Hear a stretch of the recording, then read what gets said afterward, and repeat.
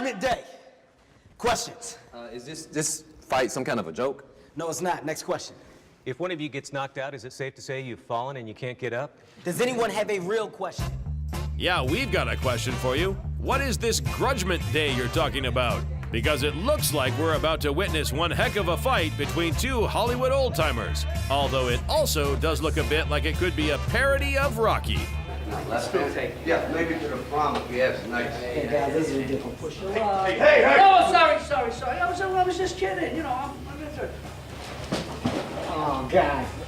Well, don't you worry, because it's not. For today's trivia, we'll be diving into the 2013 sports comedy Grudge Match, starring Robert De Niro and Sylvester Stallone.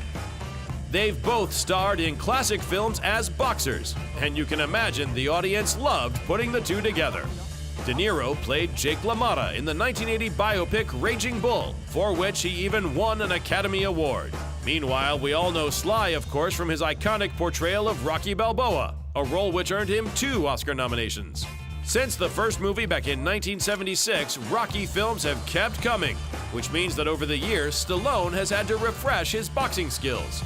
Of course, with the help of some of the best trainers around.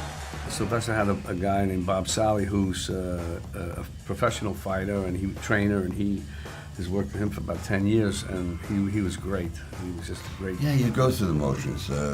In no sense of the word are we actual, real professional prize fighters, but the skill that we try to do is bring the illusion that we are, and so you get close enough, and the biggest compliment we can get is that a professional fighter goes, you know, I enjoyed the movie. Yeah. Because, you know, that's what they do for a living. They see the imperfections. Although the movie is all about boxing, you don't actually see that much of the sport itself.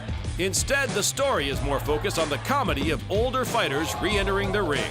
Really, only 9 minutes of boxing in the movie, which I think is marvelous because the movie really has some wonderful messages. A lot of times films, independent films, they deal with the downside, the tragedy of aging, the loneliness. And this is kind of a celebration that we completed something, we brought back our youth a little bit, which is great. It's like when they talk about a great athlete and he's got experience, so he doesn't panic. He's more philosophical rather than a young guy he's just over-animated, over-anxious. You're right, he's a little more philosophical. In the end, the movie only grossed $7 million on its opening weekend, leading to a total of just $30 million. Sadly for Sly and Bob, it's considered quite a disappointment. But we'll end this trivia item with one last fun fact. To avoid any spoilers before the film came out, multiple alternate endings were filmed, so that if one got leaked, fans still couldn't be sure whether it was the real finale. If you want to know which one made the cut, then check out the Grudge Match for yourself. I think I might be ready. Like what you see? Subscribe to our channel for more exclusive clips.